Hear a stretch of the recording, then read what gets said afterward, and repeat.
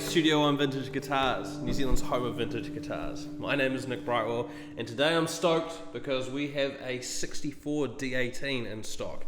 And I haven't seen a D-18 from this era. This is kind of like the last of the original Martin factory.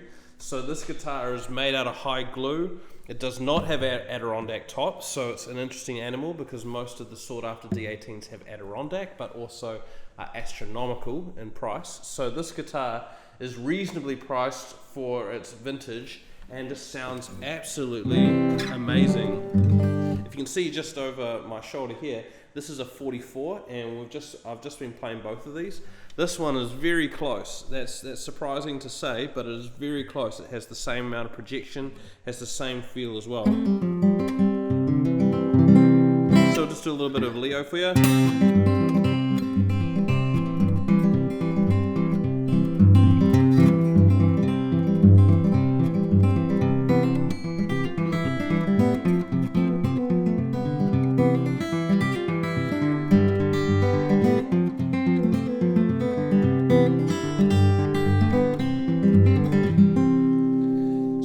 Thing that really stood out to me when I picked up this guitar is the neck.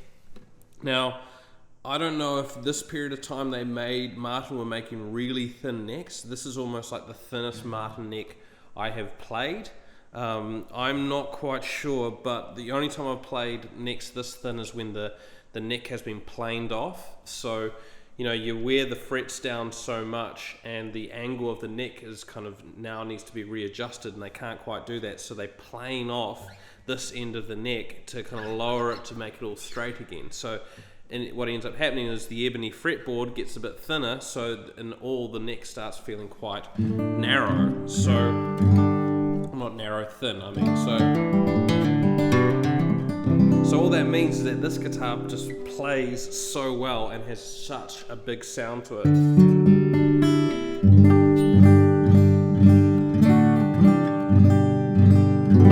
And I think, you know, the purists will say, well, the best D-18 has Adirondack top. I'm of the opinion now that a good Sitka spruce top has its own great qualities and might not quite have the rigidity that Adirondack has, but this guitar projects so well, and as I said, it sounds just like this 44 that has Adirondack. So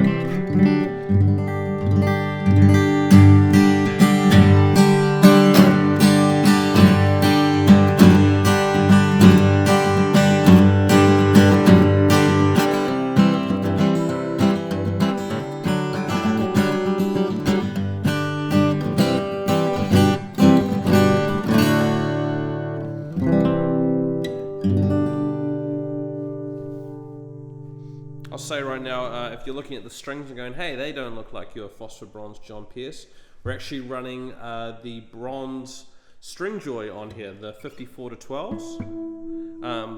We just got string joy in, and our first batch that we got was only a few sets of strings, and I decided to put on this 64 just to see how they sound. And for about about a month old, that have been out of their case in a well humidified room, they really sound great. I personally have these strings on my guitar at the moment, and I'm just trying them out to see how they sound, and I think the verdict is very, very good.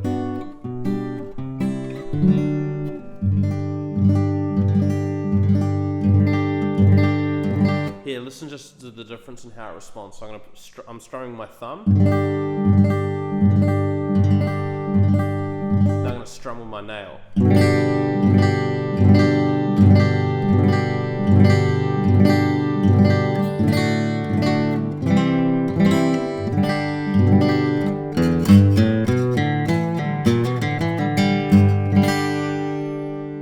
Now I personally think a nail sounds just as good as a pick. You might not have the same direction or action,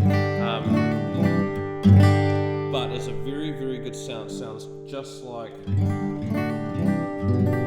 kind of more natural stuff like tortoise shell. So hopefully this gives you a good sound of how this guitar plays without a pick. We'll just do some more finger picking.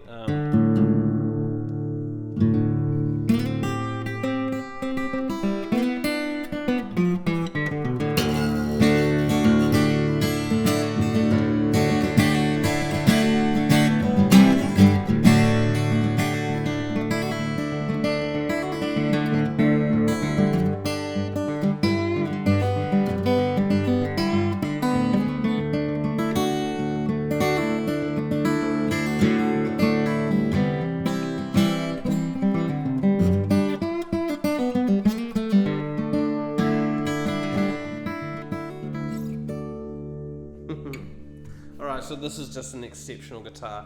It's very well priced for what it is, and if you're looking for a vintage instrument that's not going to break the bank and cause a domestic with the wife, I recommend having a look at this because this is very, very good. So if you like this content, please like, subscribe and share.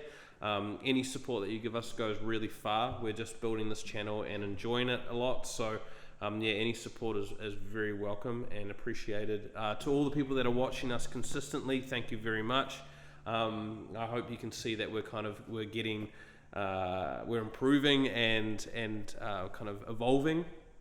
We're looking forward to bringing you a lot of new content in the next month or so. This is guitar. If you're watching this guitar now, we've got probably 1 or 2 more weeks, and then we're going to be on to the new stuff with a new setup and hopefully better for the ears. We're going to improve the sound recording. But once again, this is a 64 D-18. My name is Nick Brightwell. Have yourself a good one, and we'll see you next time. Cheers.